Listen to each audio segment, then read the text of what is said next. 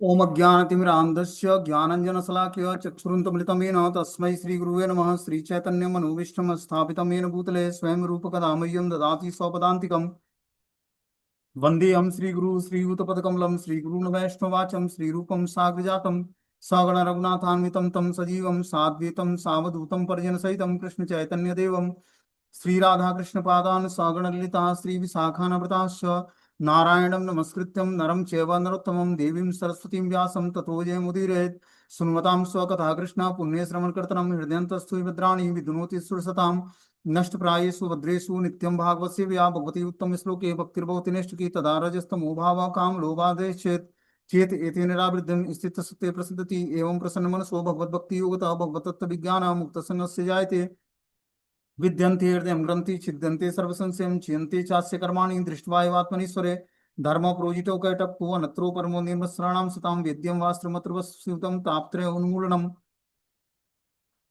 सच्चिदानंद रूपाय विस्तृते तापत्रय विनाशाय श्रीकृष्णाय नमः। नाम संकीर्तनम यस्य सर्व पाप प्रणाशनम प्रणामो दुख समनम तम नमामि हरि परम आराध्यो भगवान ब्रजे सतन्यो तद्धाम वृंदावनम रम्या काचित उपासना ब्रजवधु वर्गेण या कल्पिता।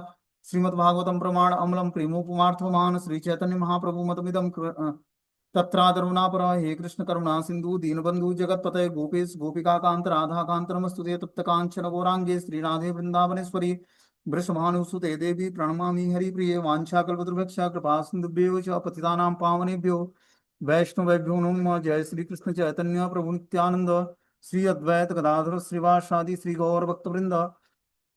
हरे कृष्ण कृष्ण कृष्ण हरे हरे हरे राम राम राम हरे हरे। तो आज हम लोग को श्रीमद् भागवतम का स्कंद संख्या 6 अध्याय संख्या 1 और श्लोक संख्या 7 नंबर पढ़ना है। टाइटल है अजामिल के जीवन का इतिहास। अजामिल का चरित्र जो है कुछ अद्भुत है और इसको हम देखकर सुनकर ये जान पाएंगे कि कैसे एक सुशील सभ्य ब्राह्मण भी अपने भक्तिमय जीवन से पतित हो सकता है और फिर कैसे भगवान की कृपा होती है और वो अपने पतित जीवन से फिर से भगवान के रास्ते पर चल सकता है। कि भगवान किस पोजीशन से उठाकर या वैष्णव की कृपा कैसे होती है इस अजामिल के चरित्र से हम लोग जान सकते हैं। बोलते हैं श्री सुका उवाच न चेदि हेवापचितं यथा हंसं कृतस्य कुर्या मन उक्त पाणिभिः ध्रुवं सवे प्रेत्य नरकानुपैतिं ये कीर्तितां मे भव तस्मै मग्न यातनाः। सुखदेव गोस्वामी ने उत्तर दिया कि हे राजन, यदि मनुष्य अपनी अगली मृत्यु के पूर्व इस जन्म में अपने मन वचन और शरीर से किए गए पाप कर्मों का मनु संहिता और अन्य धर्म शास्त्रों के विवरण के अनुसार समुचित प्रायश्चित द्वारा निराकरण नहीं कर लेता तो वह मृत्यु के बाद अवश्य ही नरक लोकों में प्रविष्ट करेगा और भीषण कष्ट उठाएगा, जैसा कि मैं पहले कह चुका हूं। तो यहाँ पर परीक्षित महाराज जो है सुखदेव गोस्वामी से क्वेश्चन पूछते हैं कि हे गुरुजन, हे परम भाग्यशाली और ऐश्वर्यवान सुखदेव गोस्वामी, अब आप कृपया करके मुझे बताएं कि मनुष्य को किस तरह उस नारकीय स्थिति में प्रवेश करने से बचाया जाए जिसमें उसे भीषण यातना सहन करनी पड़ती है। कर्म करने के कारण व्यक्ति नारकीय जीवन को प्राप्त करता है और भीषण यातनाएं सहता है।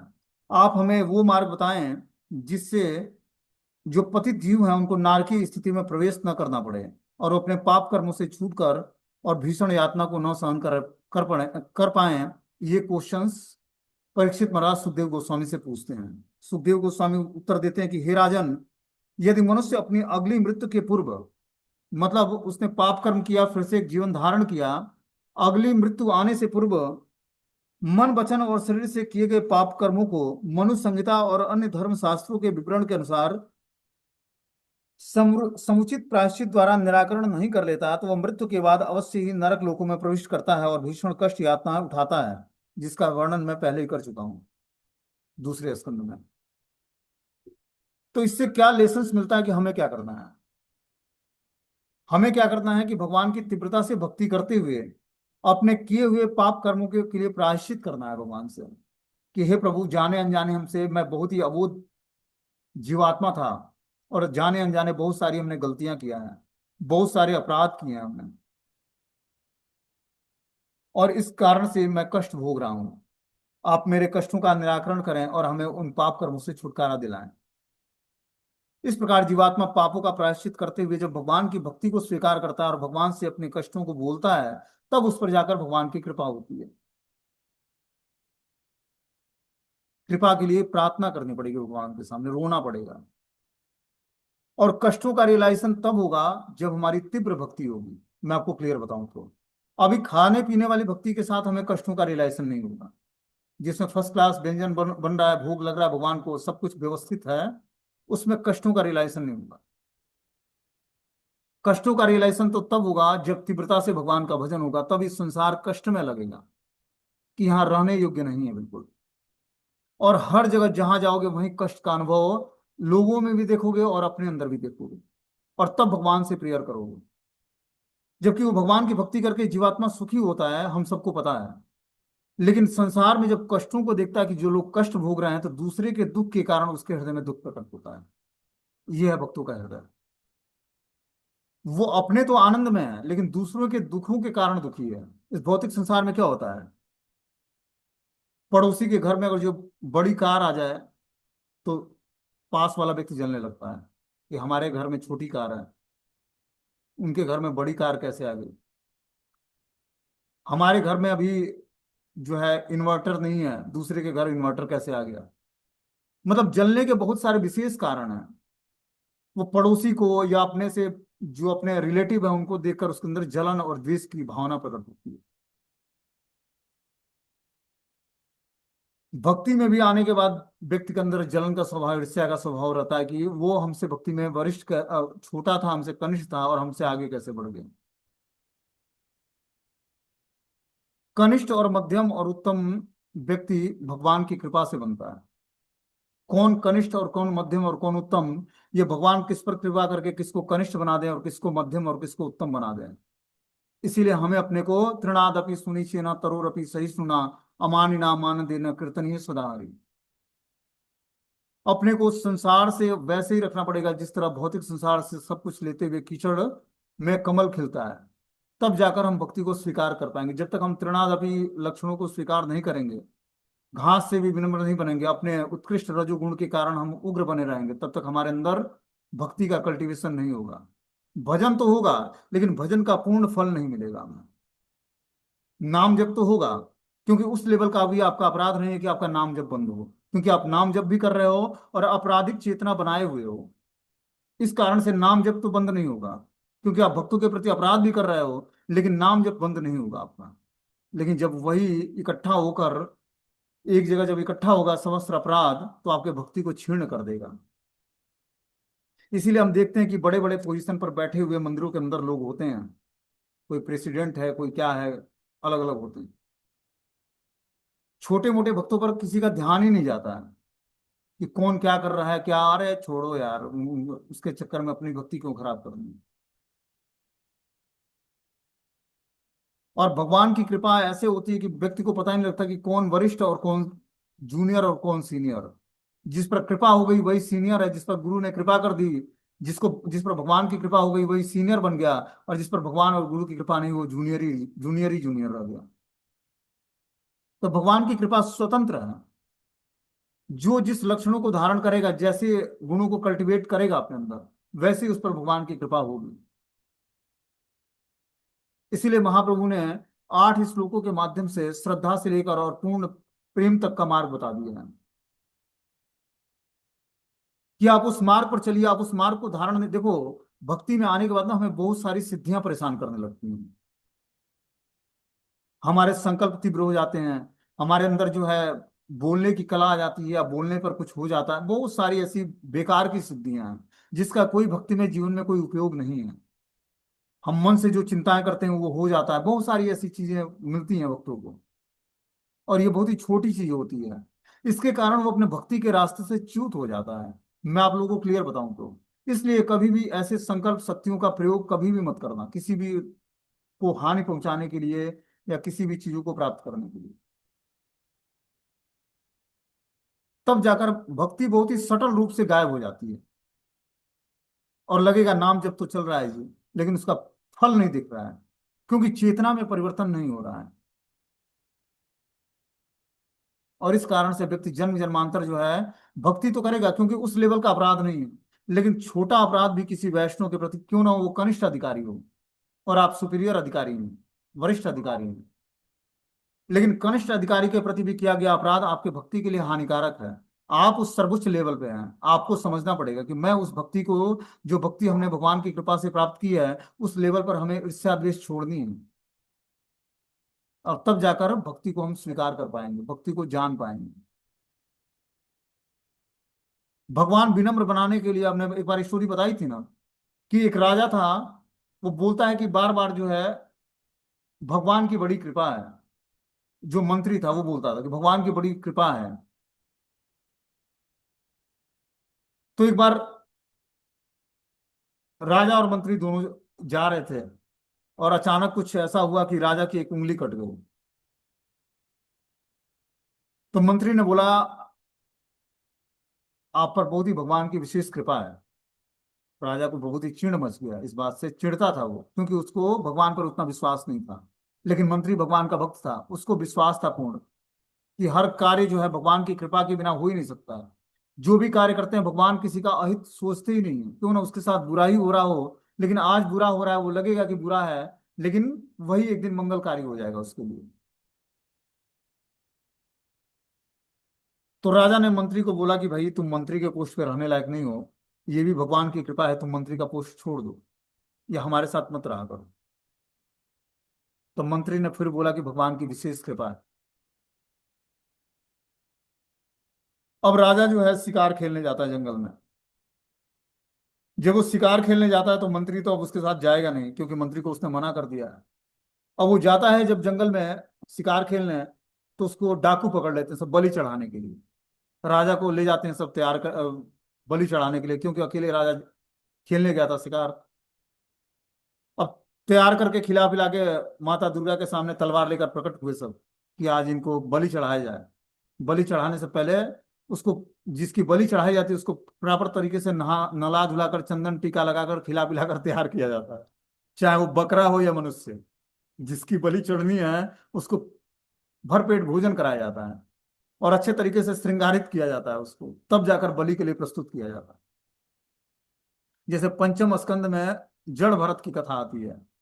तो जड़ भरत को खेत से पकड़े सब डाकू, कि आज भवानी को ये ये जड़वत जो बकरा है इसको चढ़ाया जाएगा, क्योंकि वो जड़वत बने रहते, खेत में बैठे थे आराम से, उसमें भगवत चिंतन में डूबे हुए थे।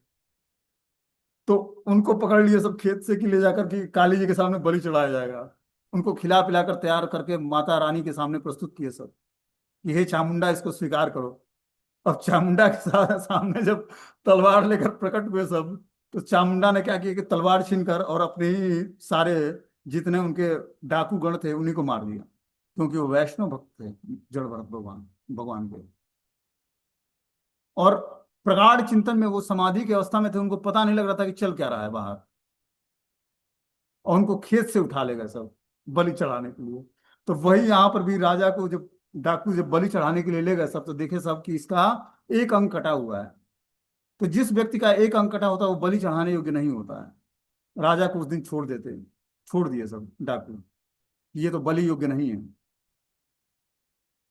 राजा जो है अपने राज्य में आता है, मंत्री को बुलाता है कि तुमने सही बोला था कि भगवान की विशेष कृपा है, और जब भगवान की विशेष कृपा नहीं होती, मेरा एक अंग कटा नहीं होता, तो आज डाकू हमारी बलि चढ़ा देते। तब फिर बोला है मंत्री कि भगवान की विशेष कृपा है। तो राजा पूछता है कि ये कैसी कृपा है, अब कैसी कृपा है। बोला, अगर जो मैं उस आप उस दिन अगर जो मुझसे राज्य से निकाले नहीं होते, और भगवान की मुझ पर कृपा नहीं होती, तो मैं आज आपके साथ गया होता, और आपको तो छोड़ देते सब, मेरी बलि चढ़ा देते सब। इसलिए भगवान की मुझ पर विशेष कृपा है। तब राजा समझा कि मंत्री अपनी जगह पर सही है। तो भगवान किसी के साथ विपरीत भी करते हैं, जैसे शिशुपाल और दंतवक्र को भगवान ने मारा, लेकिन मिला क्या, भगवान के नित्य धाम में नित्य सेवा में फिर से जाकर एंगेज हो गए। दूसरी तरफ भगवान को पांडवों की रक्षा किया भगवान ने। उनको क्या मिला, भगवान का प्रेम और स्नेह मिला। तो किसी भी कारण से भगवान किसी को प्रताड़ित करते हैं या किसी को प्रेम देते हैं, दोनों में उस भक्त का ही मंगल और कल्याण होता है, चाहे वो भक्त है या भक्त है। भौतिक संसार में किसी को भगवान के द्वारा प्रताड़नाएं मिलती हैं, भगवान की माया शक्ति के द्वारा, तो उस जीवात्माओं को शुद्ध करने के लिए ऐसी प्रताड़ना दी जाती है। भगवान का कोई मोटिव नहीं होता कि हम अपने, क्योंकि भगवान सब जीवों से समभाव की स्थिति रखते हैं। कोई ना तो उनको किसी से, ना तो भगवान को कोई ईर्ष्या द्वेष है, ना घृणा है, और ना किसी को भगवान बहुत ही विशेष प्रेम करते हैं, लेकिन अपने भक्तों के साथ भगवान विशेष उनका टेक केयर करते हैं। यहाँ बता रहे हैं कि श्रील विश्वनाथ चक्रवर्ती ठाकुर उल्लेख करते हैं कि यद्यपि महाराजा परीक्षित शुद्ध भक्त थे, फिर भी सुखदेव गोस्वामी ने तुरंत ही भक्ति की शक्ति के विषय में उन्हें नहीं बताया, जैसा कि भगवत गीता में कहा गया है। माँ च यो व्यभिचारेण भक्ति योगेन सेवते स गुणान समतीते तान ब्रह्म भूयाय कल्पते। भक्ति इतनी प्रबल होती है कि यदि कोई पूरी तरह से कृष्ण की शरण ग्रहण कर ले, तो पूरी तरह उसकी भक्ति करे, तो उसे पापमय जीवन के सारे फल तुरंत समाप्त हो जाते हैं। बोलते हैं श्रील विश्वनाथ चक्रवर्ती ठाकुर उल्लेख करते हैं अपनी टीकाओं में कि महाराजा परीक्षित भगवान के शुद्ध भक्त थे, फिर भी सुखदेव गोस्वामी ने तुरंत ही भक्ति की शक्ति के बारे में तुरंत उन्हें वर्णन नहीं किया। होते हैं कि माँ च यो व्यभिचारेण भक्ति योगेन सेवते स गुणान समतीते तान ब्रह्म भूयाय कल्पते। भक्ति इतनी प्रबल होती है कि यदि कोई पूरी तरह से कृष्ण की शरण ग्रहण कर ले, तो पूरी तरह उसकी भक्ति करे, तो उसे पापमय जीवन के सारे फल तुरंत समाप्त हो जाते। और जो कोई भक्ति के प्रबल साधनों को अपनाता है और कृष्ण की शरण ग्रहण करता है, तो भक्ति के प्रभाव से उसके समस्त पापमय जीवन के सारे फल तुरंत समाप्त हो जाते हैं, और उसका जीवन जो है धीरे धीरे सुखमय हो जाता है। क्योंकि इस भौतिक संसार में अपने पाप कर्मों से छूटने के लिए और कोई मेथड ही नहीं है। बिना भगवान की भक्ति करे हुए हम अपने पापमय जीवन से छुटकारा प्राप्त नहीं कर सकते हैं। बोलते हैं गीता में अन्यत्र 18वें अध्याय के 66वें श्लोक में बोला गया कि भगवान कृष्ण मनुष्य को प्रेरित करते हैं कि वन सारे कर्मों को त्याग कर उनकी शरण में आवे, और वे वचन देते हैं कि अहम त्वं सर्व पापेभ्यो मोक्षयिष्यामि मा शुचः। मैं तुम्हें सारे पापों के फलों को मुक्त कर दूंगा और तुम्हें मोक्ष प्रदान करूंगा। इसलिए परीक्षित महाराज के प्रश्नों के उत्तर में उनके गुरु सुखदेव गोस्वामी तुरंत ही भक्ति योग की व्याख्या कर सकते हैं। किंतु परीक्षित महाराज की बुद्धि की परीक्षा लेने के लिए उन्होंने सर्वप्रथम कर्म कांड के अनुसार प्रायश्चित की संस्तुति की, कि आप कर्म कांड के अनुसार पहले प्रायश्चित करिए, फिर जाकर कर्म कांड के लिए 80 प्रमाणिक शास्त्र हैं, यथा मनु संहिता, जो धर्म शास्त्र कहलाते हैं। इन शास्त्रों में मनुष्य को अन्य प्रकार के सकाम कर्म करके पाप कर्मों का निराकरण करने का परामर्श दिया गया है। देखो, भक्ति को जो विधि है वो तो बहुत ही सर्वोत्कृष्ट विधि है, लेकिन कर्म कांड के नियमों के अनुसार मनु संहिता में कुछ प्रायश्चित करने की विधि दी गई है। उस प्रायश्चित करने की विधि को अगर जो हम पालन करते हैं, तब धीरे धीरे हम अपने पाप कर्मों के निराकरण, मतलब पाप कर्मों से छुटकारा प्राप्त कर देते हैं। लेकिन सुखदेव गोस्वामी ने महाराजा परीक्षित को सर्वप्रथम इसी मार्ग की संस्तुति करने की सलाह दी, कि आप मनु संहिता के अनुसार प्रायश्चित कर्म करिए, प्रायश्चित करिए, तब जाकर आप अपने पाप कर्मों से छूट पाएंगे। और यह तथ्य है कि जो व्यक्ति भक्ति स्वीकार नहीं करता, उसे अपने अपवित्र कर्मों के निराकरण के लिए इन शास्त्रों के निर्णय को मानकर कार्य करना होता है। यही प्रायश्चित कहलाता है।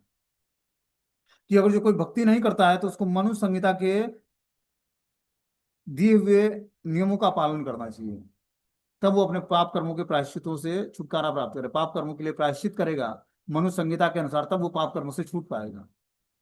लेकिन उससे आसान है कि भक्ति के नियमों का पालन करें और भगवान के सामने अपने पाप कर्मों को खोल के, भगवान के सामने, भगवान को तो सब पता है, लेकिन उसके बाद भी अपने पाप कर्मों को भगवान से बताएं और उनसे याचना करें, हे प्रभु, मेरा जीवन तो पापपूर्ण रहा है, हमारा जीवन सदा पापे रति, नाहे तो पुण्य रएस। भक्ति विनोद ठाकुर गीत गाते हैं कि हमारा जीवन सदा पापे रत, सदा ही पापरत रहा, ना ही र पुण्य कलेस, कि थोड़ा भी पुण्य लेस नहीं रहा। तो बहुत ही सुंदर ये भजन है, भक्ति विनोद ठाकुर ने गाया है। तो हम सब भी उन भजनों को भगवान के सामने गा सकते हैं कि हमारा जीवन तो पापपूर्ण रहा है और थोड़ा भी पुण्य नहीं है जिससे मैं आपका भजन कर पाऊं, लेकिन हे ठाकुर, हे कृष्ण, आप कृपा नहीं करेंगे तो हमारा कल्याण नहीं होने वाला है। जब तक हम आचार्यों के भजन को, जो आचार्यों के मूड में नहीं गाएंगे ना, तब तक हम पर कृष्ण की कृपा नहीं होगी। देखो, भक्ति विनोद ठाकुर जी कोई साधारण आचार्य नहीं थे, भक्ति के भागीरथी थे। मतलब जिस तरह गंगा भागीरथी कहलाती है, उसी तरह भक्ति के भागीरथी, मतलब भक्ति को ऐसे जैसे गंगा के जल से पूरे लोगों को पवित्र कर देती है, उसी तरह भक्ति भागीरथी थे वो।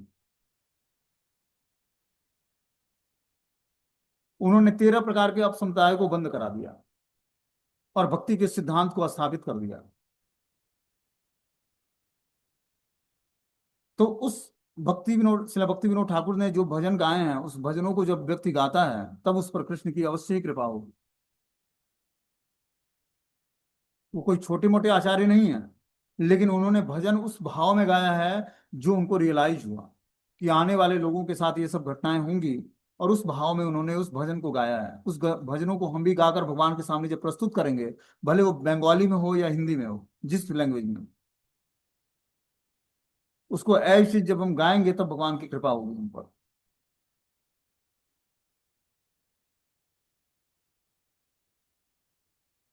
बोलते हैं जो व्यक्ति भक्ति स्वीकार नहीं करता, उसे अपने अपवित्र कर्मों के निराकरण के लिए इन शास्त्रों के निर्णय को मानकर कार्य करना होता है, यही प्रायश्चित कहलाता है। जैसे हमने बताया कि भक्ति के विधि में भी हमें डायरेक्टली राधा कृष्ण को अप्रोच नहीं करना है। पहले हमें क्या करना है, चैतन्य और नित्यानंद प्रभु की शरण ग्रहण करनी है, लंबे समय तक उनका भजन करना है, उनसे प्रार्थनाएं अर्पण करनी है, उनको उनसे कृष्ण कृपा के लिए याचना करनी है। उनकी कृपा से हमें राधा कृष्ण की भक्ति मिलेगी, न कि डायरेक्टली हम राधा कृष्ण को अप्रोच करें। क्योंकि जिस मूड में आचार्यों ने जिस पाथ पर चला है, उसी मूड में आचार्यों के उसी पाथ पर हमें भी चलना पड़ेगा। तभी जाकर हमारे अंदर राधा कृष्ण की प्रेमा भक्ति को का उदय होगा। जब तक हमारे अनर्थ नष्ट नहीं होते हैं, तब तक हमें गौरांग महाप्रभु की कृपा के बिना हमारी भक्ति चल ही नहीं सकती है। क्योंकि कृष्ण की कृपा तो यूं ही नहीं होती है। गौरांग महाप्रभु हमारे सारे प्रेयर्स को सुनेंगे, तभी उनकी कृपा होगी, तभी हम धीरे धीरे सुटेबल भक्ति के पाथ पर चल पाएंगे।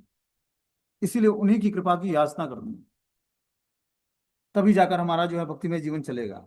बोलते हैं तस्मा पुरे वाहितम पाप निकृत्यो एतेत मृत्योर विपद्य तात्मना दोषस्य दृष्ट्वा गुरुलांगव यथा भीष्य चिकित्सेत त्यज्य रुजा निदान वितम। अतः अगली मृत्यु आने के पूर्व जब तक मनुष्य का शरीर पर्याप्त सशक्त है, उसे शास्त्रों के अनुसार प्रायश्चित की विधि तुरंत अपनानी चाहिए, अन्यथा समय की क्षति होगी और उसके पापों का फल बढ़ता जाएगा। जिस तरह एक कुशल वैद्य रोग का निदान और उपचार उसकी गंभीरता के अनुसार करता है, उसी तरह मनुष्य को अपने पापों की गहनता के अनुसार प्रायश्चित करना होता है। जब हम भक्ति के सिद्धांतों को अच्छे तरीके से सुनेंगे और भक्ति करेंगे, तब हमें अपने हृदय के अनर्थों का पता लगेगा, अपने पापों का पता लगेगा। जैसे मंथन हुआ समुद्र का, तो पहले क्या निकला, उसमें से हलाल निकला विष, जिसको भगवान शिव ने धारण किया और नीलकंठ कहलाया। तो जब हम हरे कृष्ण महामंत्र का जाप करते हैं, तो हमारे हृदय के सारे अनर्थ प्रकट होते हैं, और लगेगा कि ये तो कोई हमें जानबूझकर जैसे है अनर्थ को भेज रहा है, ऐसा लगता है। अनर्थ हृदय में है, लेकिन जब तीव्रता से भजन होगा तो वो अनर्थ ऐसे प्रकट होगा जैसे लगेगा कि कोई हमें कुछ अनर्थ हमारे पास भेज रहा है, और ये हमारे हृदय में उदित हो रहा है, ऐसा लगता है। क्योंकि अनर्थ बहुत ही सटल रूप में हृदय में छिपा होता है, पूर्व जन्म के अनेक संस्कारों के कारण, और वो ऐसे उदित होता है जैसे लगता है कि कोई जानबूझकर हमारे पास भेज रहा है उन चीजों, उस अनर्थों को। ऐसा तो मेरे साथ मेरे हृदय में था नहीं, ये अचानक कैसे प्रकट हो गया। काम क्रोध लोभ मोह मद मात्सर्य के ईर्ष्या वेग के वेग ऐसे सताएंगे आपको जब तीव्रता से भजन करोगे, और तब भगवान से प्रेयर करोगे, तब उस अनर्थों को भगवान हमसे दूर करेंगे।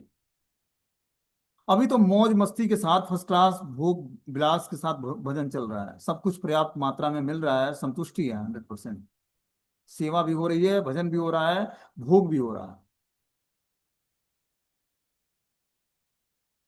तो जब हम तीव्रता से भगवान का भजन इस परिस्थिति में करेंगे, तब भगवान हमें विपरीत परिस्थिति देंगे। और विपरीत परिस्थिति में आप जब कृष्ण को याद करोगे, तो विपरीत परिस्थिति आपके लिए मंगलकारी बन जाएगी। जैसे कुंती माता प्रेयर क्या करती हैं कि हे प्रभु, जब मैं कष्ट के दिनों में थी, वनवास के दिनों में थी, तो मैं आपकी अच्छे तरीके से शरण ग्रहण कर पाई। आज हम लोग का सुखमय जीवन राज्य मिल गया हमें, आज आप हमें छोड़कर जा रहे हैं, और कृष्ण के चरण कमलों को पकड़कर रोने लगती है।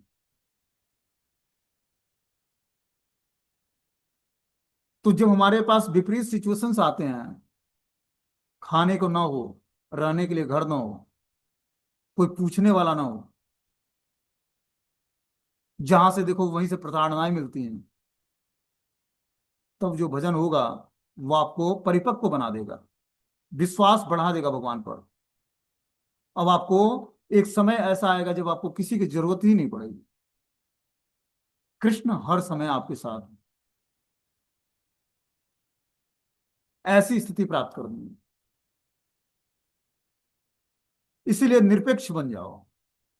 निरपेक्ष बनने का मतलब है कि किसी से किसी चीज की याचना मत करो।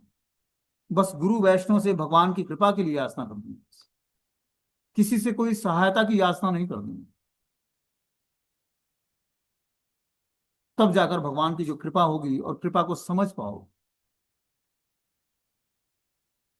याचना तो आश्रय लेने लेने नहीं देता भगवान का।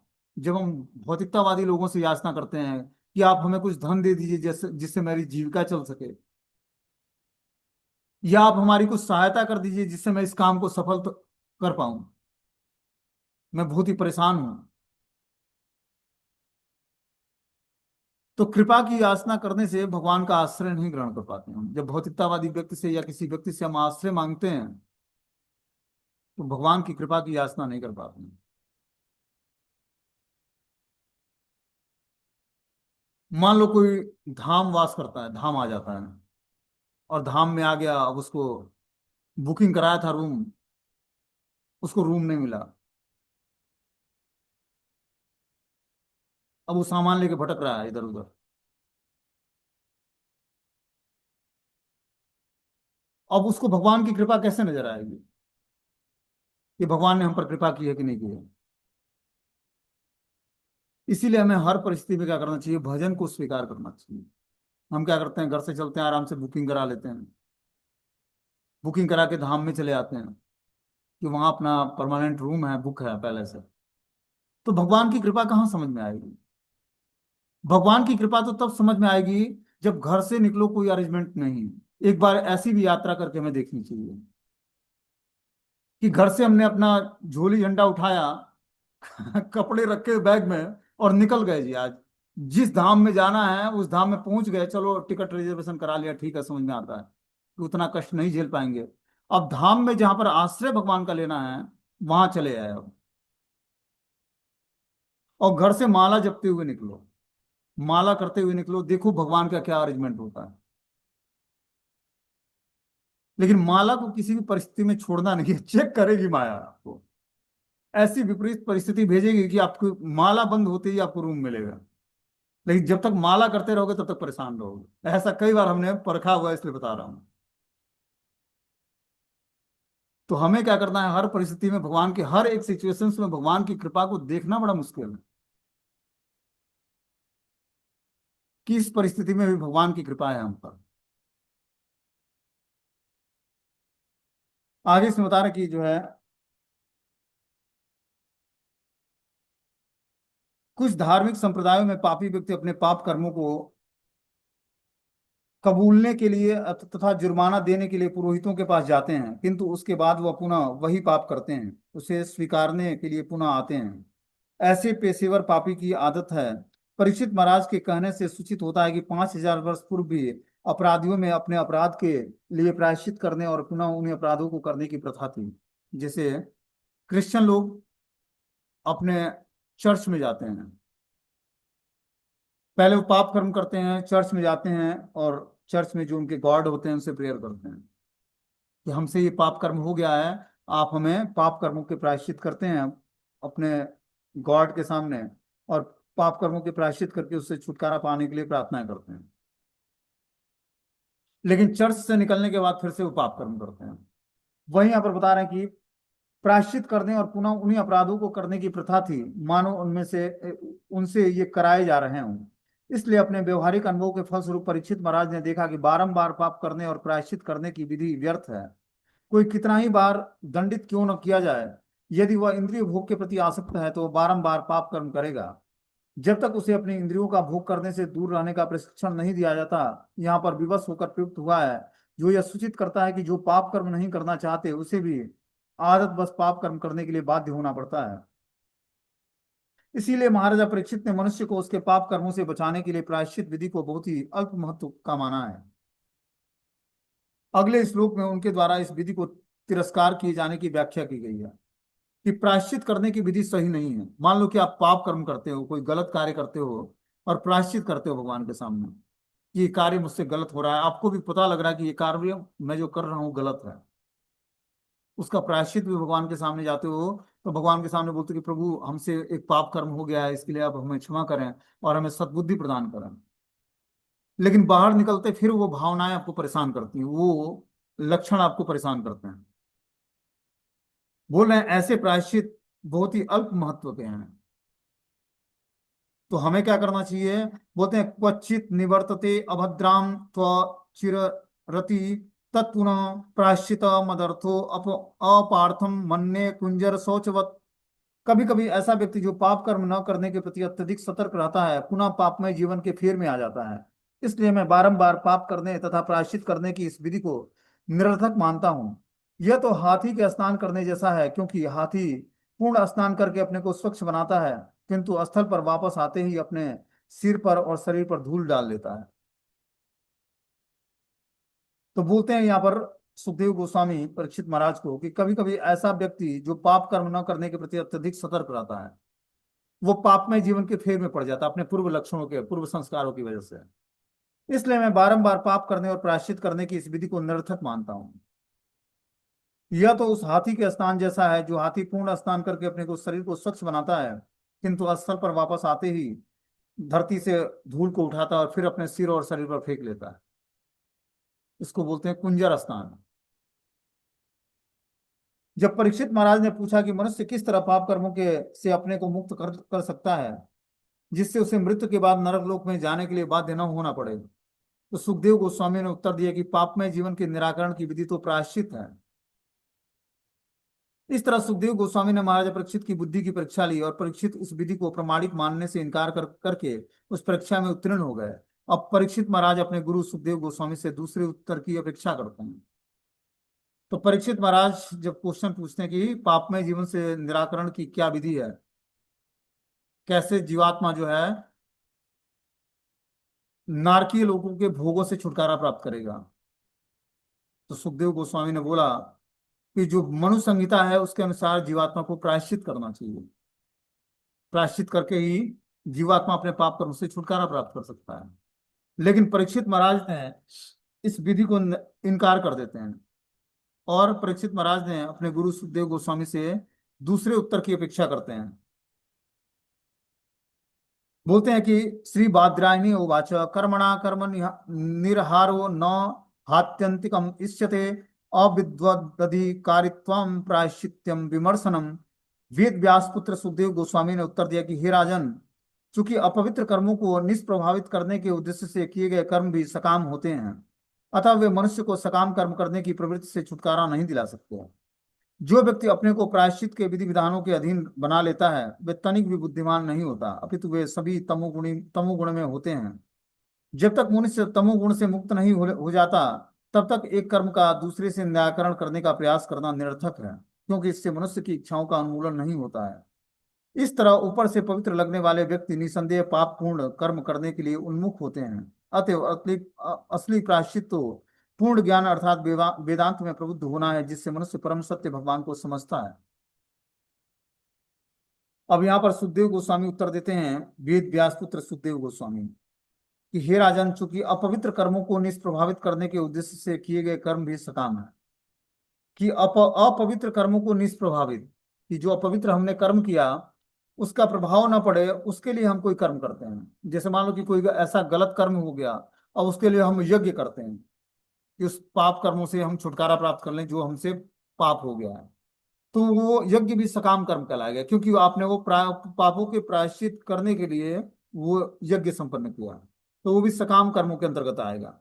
अतएव मनुष्य को सकाम कर्म करने की प्रवृत्ति से छुटकारा नहीं दिलाया जा सकता। जो व्यक्ति अपने को प्रायश्चित के विधि विधानों के अधीन बना लेता है वे तनिक भी बुद्धिमान नहीं है, अपितु वे सभी सब तमोगुण में होते हैं।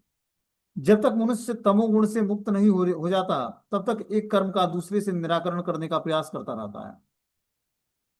एक गलत कर्म करेगा, सोचेगा कि मैं, जैसे मान लो नाम के बल पर पाप करना, हमने क्या बोला, नाम जपने से बहुत कुछ चीजें प्राप्त होती हैं। किसी को वाक शक्ति प्राप्त हो जाती है, किसी को इच्छा शक्ति प्राप्त हो जाती है, किसी को अन्य अन्य अन्य शक्तियां प्राप्त हो जाती हैं।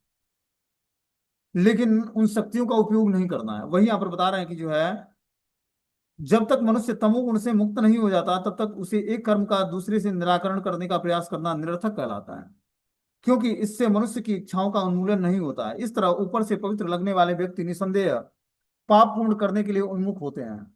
ऊपर से तो पवित्र दिखेगा, लेकिन पाप पूर्ण कर्म करने के लिए वो उन्मुख हो जाता है।